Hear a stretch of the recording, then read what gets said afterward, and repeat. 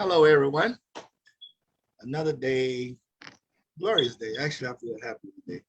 Uh, today, first, welcome to, for those that don't know, welcome to another episode of Cruel Justice, empowered by Witness the Innocent, hosted by yours truly, Herman Lindsey, which I'm Florida's 23rd death row exoneree. For those that don't understand what a death row exoneree is, it's a person that was wrongfully accused and sentenced to die by lethal injection or any means of execution.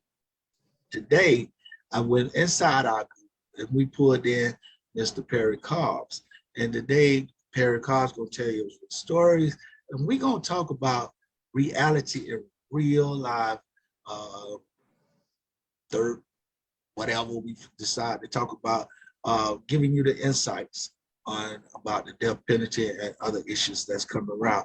But what I'm gonna do right now, I'm gonna allow Mr. Cobbs to tell you a little bit about himself. Perry. Hello, I'm Perry Cobb. I'm an exoneree, matter of fact, the first exoneree off a death row in the state of Illinois. I came home and the world was not the same because 10 years had went by. Since I've been out, things have changed to a degree, but you're still running into other factors to the degree, whereas you're physically off of death row, but it's not out of your system. And I don't believe that there's a doorway for it to come out other than time, because it's people who have ideas that one should be a certain way when they are free of physically being incarcerated. Not true. No man or woman that have been where exonerees have been can point their finger and say how we should be when they haven't had the experience themselves, because we are people too. And sometimes the change leaves more than a scar. It's a mark on your emotions, and that's a bad thing.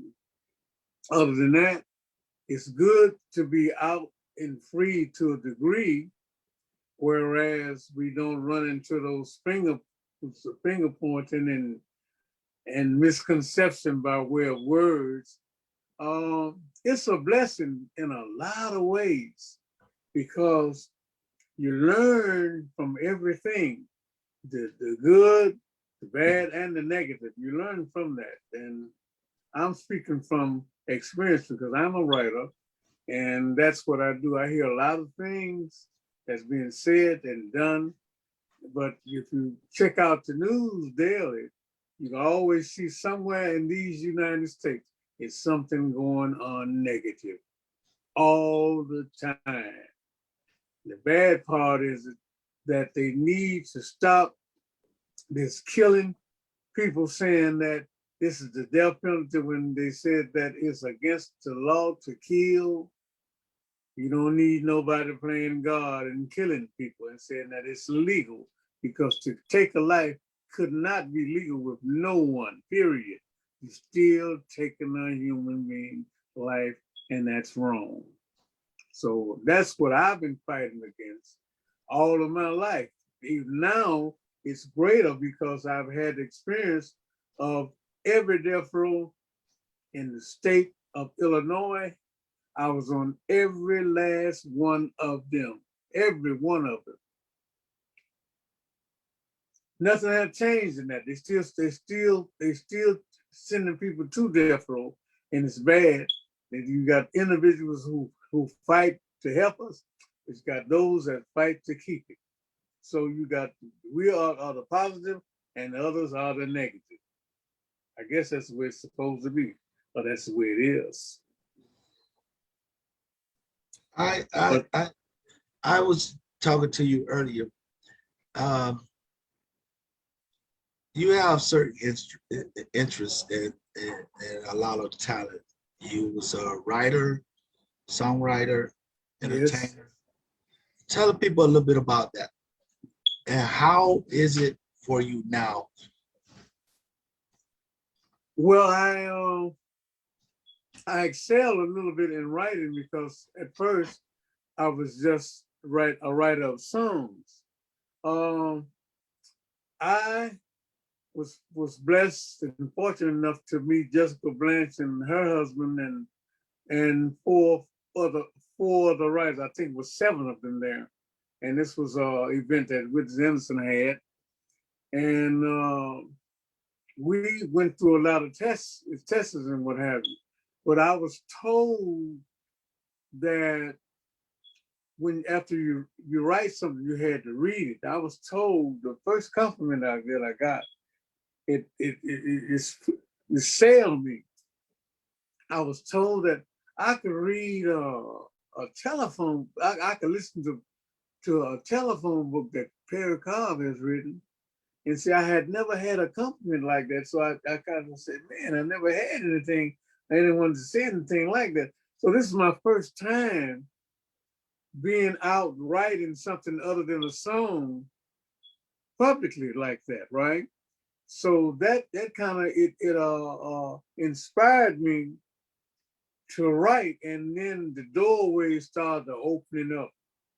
Now I'm writing whatever crossed my mind, I write about, and I'm writing about my life experience from death row to out here. Every day, every experience that I have with individual, organization. I don't deal with the police at all, but there's certain things that I write about. I'm writing about my life and the things that I'm going through with individuals, period. I name none because I don't want to be sued, but the way it's written down there, when they hear it, they'll know exactly who I'm talking about. Because the fact of it is, when you do certain things to certain individuals, and I'm one of them, you don't slap me and say, well, that's over with. If you slap me, check it out, you never do that again. Because I'm gonna do everything I can to make sure that you don't have hands to do that to another person. You know, that's where my writing has went. As far as singing, I don't sing anymore. I used to sing kind of good, that they told me, but I don't sing anymore. I cut a few records with the Deftones and the Creations. I work with Minnie Riperton, Sidney Barnes, Lou Barnes, Ira Harris, and Archie Taylor. And that's what I did in singing. So that's not happening anymore, but that's it's good now. The writing is good. That's what happened. It's real good. Real good.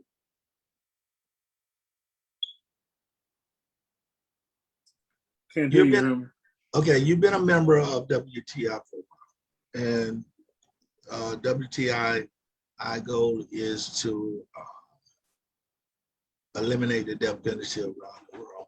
There's so much stuff going on around the world right now involving trauma, racism, uh, and some people are stepping up.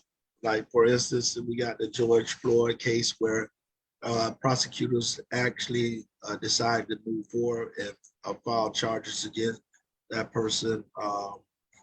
You got other cases like here in Broward County, the Parkland, where the young guy turned around. He's like at high school age and just barely 18, went in there and killed the people at Parkland, and they tried to push for the death penalty for him. So my question to you is that,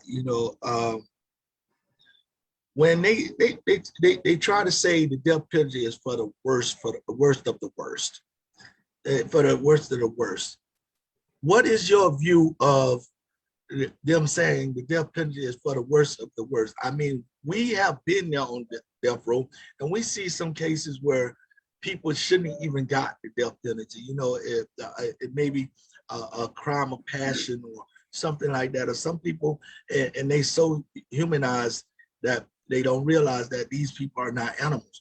What is your opinion as far as they say the death penalty is used as the worst of the worst?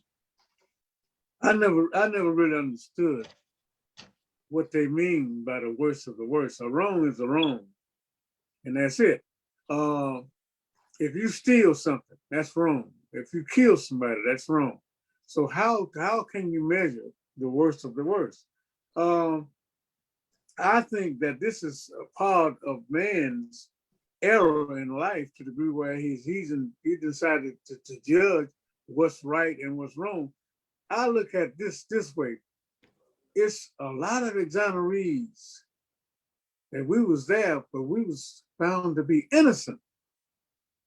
But we were sent there because we was the worst of the worst. But we're innocent people that ain't sent to death row. Now, who can you say who is the worst of the worst? If you just send innocent people to death row, it's impossible to judge a man cannot be judged by another man. You know, we get on the same scale and weigh ourselves. We can't weigh our emotions. We can't do that. And you can't point your finger and say, well, this man is better than the other because he killed. But how do you know he killed? Because they got the policeman saying that he killed, or you got someone else pointing their finger and said he killed, and then he go to court and he's tried and they send him to death row. And he come back and show them what you didn't show this, and they find him innocent. Wait a minute. Who is the worst of the worst? The ones that sending them there are the worst people. You can't judge a person and say, well, he did so and so and so, or she did so and so, and that's low down. Check this out. It's low down for you to sit on the side and judge as if to say we don't breathe the same air. We all have to eat. We got blood running through our veins. Check it out. If you don't have a bathroom, you got to go outdoors. We got to do all of that, right? So we're human beings. It ain't no such thing as the worst of the worst. You might have a person that might not work right upstairs. You have a lot of sick people that goes to jail and penitentiary, but you've got a lot of sick people who are putting them there. They are real sick because they're stuck on stupid. Since you brought that up, let's talk about the mental part of this whole concept, because I believe that when something happened, is especially like serial killers and stuff like that. Every time you go back in their history, it shows that from birth or from a young youth, they actually has been traumatized so bad to whether mentally, physical, or all both, or they've been traumatized so bad till their mind is like this to click. And a lot of people, like you said, it's a lot of sick people out there, and our justice system just saying, looking at the crime they committed and say, okay, lock them up and throw away the key. Now I know, and you can relate to this because you're a little bit older than me. I'm almost still 21, but back in the days, if you look at the old system back in the 70s, let's say 70s, 80s, they used to take you and they do mental evaluation. And if you committed a crime, they commit you to a mental institution to try to get you help and get out. They also had life with parole, which a lot of those people that used to be on parole actually became great mentors and inspired some great people. Maybe they didn't change the streets where they're from, but they inspired someone and they pushed forward. So the system was working with the parole system and things like that. But they took that away. Now they done took away also the mental thing, the mental care in the jail system, the mental care in the justice system. The officers aren't really trained to deal with the mental of a person they encounter, and that's what we call the sick people. Now we're talking about the sick people as far as actually putting the sick people away. When prosecutors do things, they go to school for years and years for school for law, and they know what is ethical and what is not ethical. So they turn around, and when they create prosecutor misconduct, they intentionally do it. So now when you got a prosecutor that continually creating prosecutor misconduct, that's a person with a sick mind. And that's most of them. how do we deal with the people with the sick mind in the justice system? Well, I guess it would be just against the law. But check this out. The thing of it is, you get picked up by the police who lock, they're mentally locked on locking you up, putting the handcuffs on you, putting you in jail, putting you away. They're locked on that because they go to school for that. It's very few of them that come out and say, well, I'm going to be about justice. Now, wait a minute now. The question is, who knows about justice? I mean, are you that man? If you know about justice, you know everything. I don't know no one that do that. You got the prosecutors that we're gonna go with racism with judges and prosecutors and policemen. You got the black soldiers that's yes the boss. They believe in the system. They're saying, damn what man says.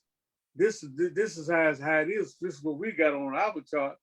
He's guilty, so he's going to penitentiary. Sorry, I couldn't quite hear you. Could you please repeat what you said? There's Siri. So Yes. repeat what you just said. So that was important what you just said. Repeat what you just said. That was a sign for you to repeat what you just said. What did you just say? About the judges and state's attorneys and policemen, and you got the blacks, and I called it a yes of all people because they are followers, they are not leaders, and you shouldn't have followers out there snatching up innocent people or snatch people anyway, just writing anything down to get them locked up. And here's a prosecutor come to where the police is and help them to write it up where when you go to court, they get a true bill. So you're locked in now, locked in the system. They're gonna try you for whatever they locked you up for. And check it out, when you step before the judge, you are guilty. People say you're innocent before guilty. Those are just words. That's the biggest lie I ever heard. When you step out there, they got you already marked. And that's a bad thing because how can you respect people like that? It's not all of them. We have a few that's, we would say it's on the good side. They're trying to do things right. But the majority are low down and dirty. I got uncles that's policemen. Check it out. I don't know if they still, half of them dead now. But the thing of it is, some people that I know that I've had personal experiences with shouldn't have never been policemen. 2 judges that I know should never been judged. They are no good.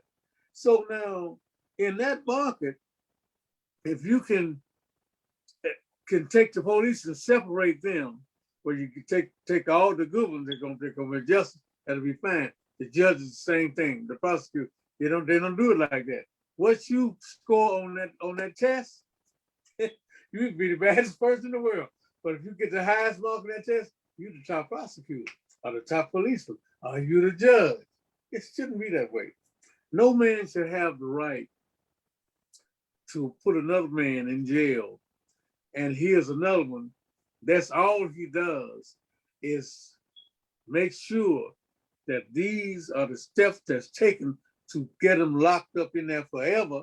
And here's the justice sitting there with this black robe on, saying, yeah, he's guilty. It's up to him. You can't be locked in on talking to justice and your eyes is looking at a man like an animal. When I stepped up in court, I was larger than what I am. And he said, man, that's a big man. What does that got to do with it? Because I had a big chest and big arm. What does it got to do? But check it out. When I became the co-counselor in my last trial, they found out that Perry Cobb had something in his head, aside from that piece of meat they call the brain. It's something in that. So now, if you can judge me and you can't see my emotion, you can't read my mind, but the fingerprints weren't mine, and your eyewitness is saying that I was never the man, and then I'll go to death row on perjury testimony. Man, I don't have any good marks for any judge, but the last one that sent me home. And I question that for these reasons. When they sent me home, the people that had lied and was paid cash money for those lies, 2 of them was in the courtroom. You didn't lock them up. They were shown that they had lied to get me killed. They didn't lock them up. So that's what I held against the judge. So, you know, it's hard to say who's good and who's bad because they're all doing certain things. It's political, right? They're all doing something to stay in there, something, they're making muscle and so on, so on, so on. So entertainment, I've been a partist, well, we give them parties, we go there to entertain, and you'd be surprised what the judges and prosecutors and police be doing in those parties. Yes, it's yes. all negative. I have been at a couple of those. Listen, you put a hook on in one nostril and a hook in this nostril, and you say, now breathe in. And when they come out, they're looking crazy. You know, that's the thing, because they said this is, they call each other peers, the police, prosecutors, and judges, they go to the same parties and they all do about the same thing. And some of them are way out. And you know, the thing about it is that, Mr. Cobb, is ever since I was little, I always, you know, watch TV. I used to just be a home type person, and I watch a lot of movies. In those movies, they show these very things that we're fighting about.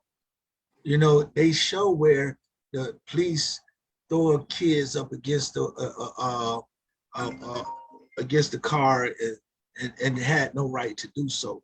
You know, they show where the judges and the prosecutors and the police officers meet all up on a case, and they know they don't have nothing, but they figure out a way around the law to get this person charged. You know, I mean, this is not something new. And the bad thing about it is people don't get involved until it happens to them. Right. And it's showing to us. I mean, think about it. It's just like the movie James Bond. Back then, everybody used to look at James Bond with the watch. He's talking through the phone on the watch. He's communicating through the watch. Now, here it is. These days, we got those watches. Not everybody wants these watches, right? But now here it is. We see in the movies how the prosecutors do all of these things. The judges, the police, all cahoots together and conspire on someone, and then they turn around. Ain't nobody like, hold on, I want to stop this. I want to stop this. You know, in the TV shows us, and people go out and they don't understand.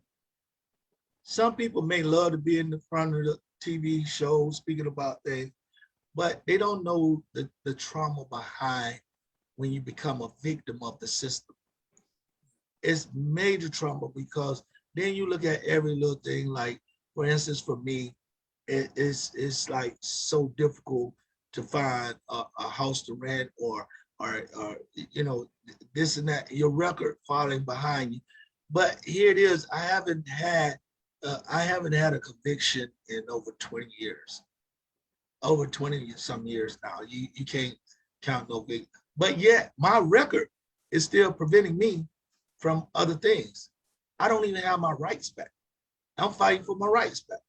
Now, I just finished my private eye investigator certification, my mitigation certification. I'm trying to work as a mitigation specialist with FIU College down there in Miami with Miss Hannah Gorham.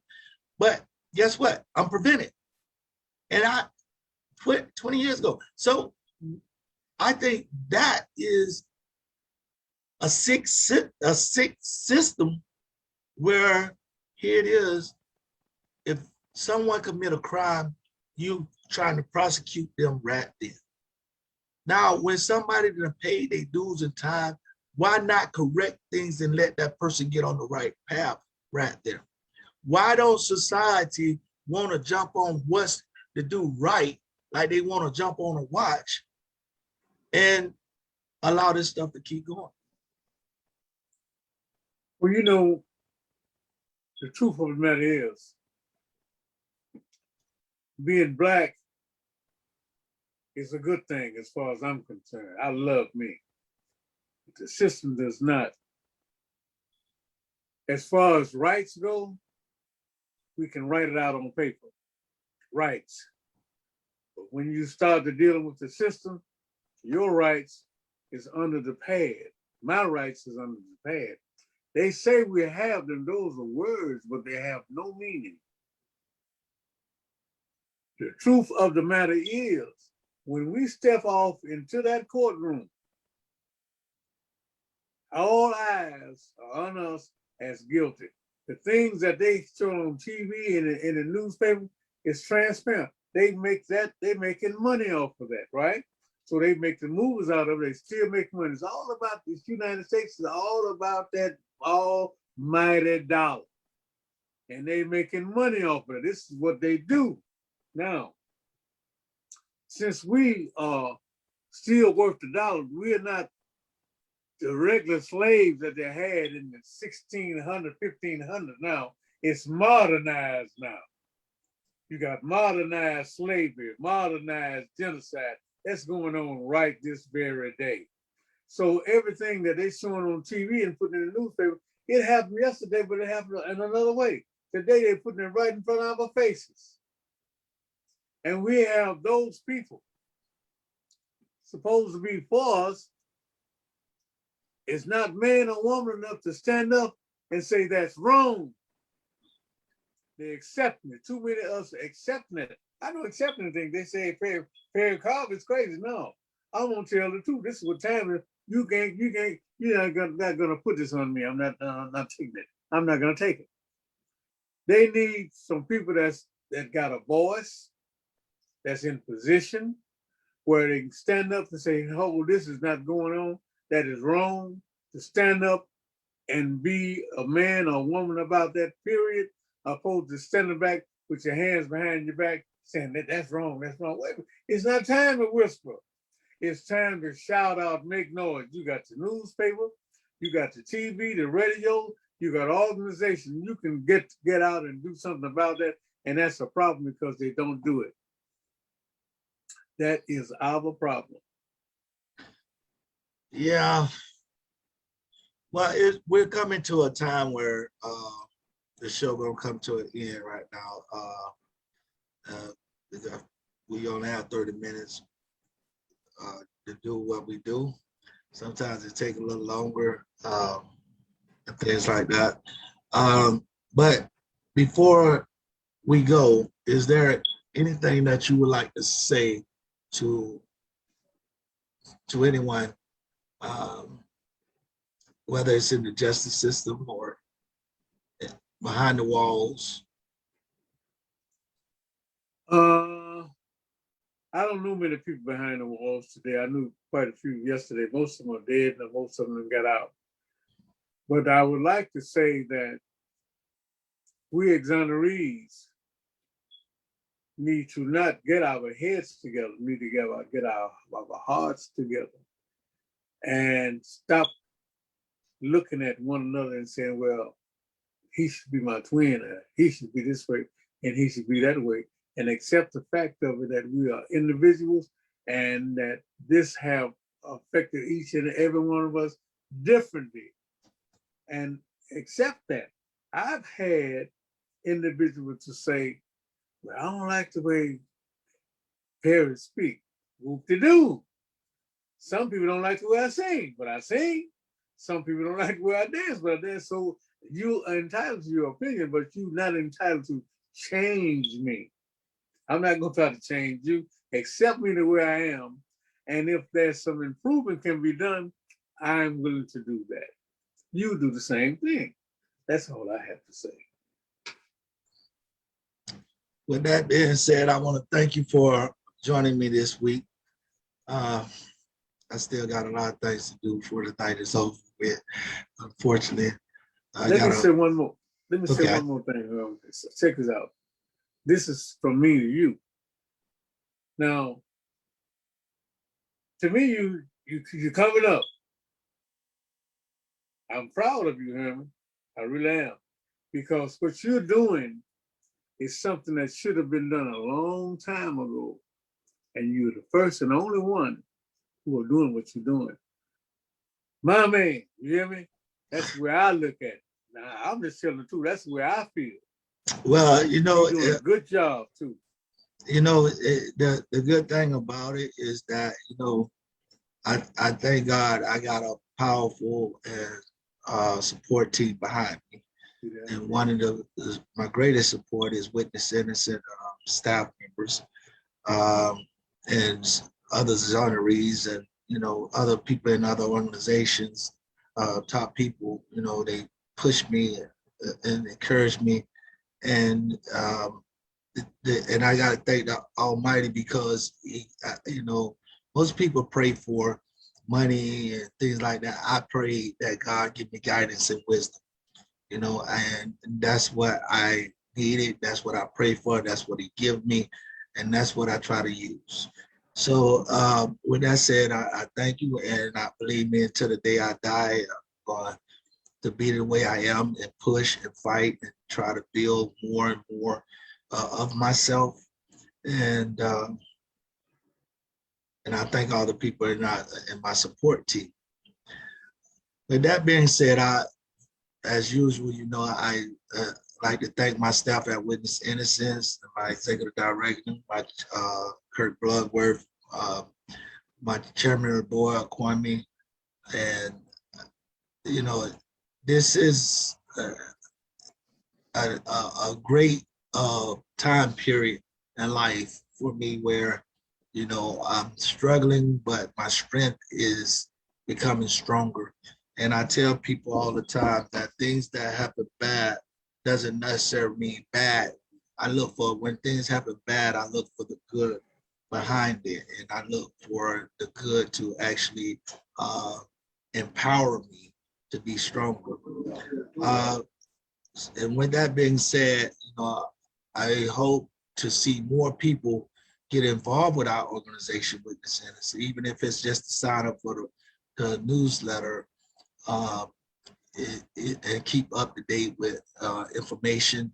You know, I like for people to share my videos more, you know, and ask questions. You know, if you have any questions, you can reach out to us at Witness Innocent and they'll put you in contact with me directly if necessary, because I think that I think that education on these issues is the best tool for these issues. And I think that as long as we have education and we educating more and more people are educating, we gonna have those people that sees things that's doing wrong, and they are gonna act just like when they want that watch. They're gonna act like, hey, I gotta do something about this, you know, and we're gonna continue to do that until the people in the legislation abolish the death penalty, fix the errors in the juvenile justice system, give us equal, treat us equal, you know, and believe in rehabilitation instead of locking a person up and throwing away the key. Address the mental issues of those that's mental ill. You know, one day I hope I'll be alive to see all of this, but one day all of this will change. But until then, I'm gonna fight and fight and lead the path so that the person behind me can go ahead and knock them down and make those changes. And with that being said, I want to thank everyone for joining us for Cruel Justice. And I encourage you to go to our website, witnessinnocent.org, and sign up for our newsletter. You know, share information that you want to share, and join us on the next episode. Thank you very much. So long.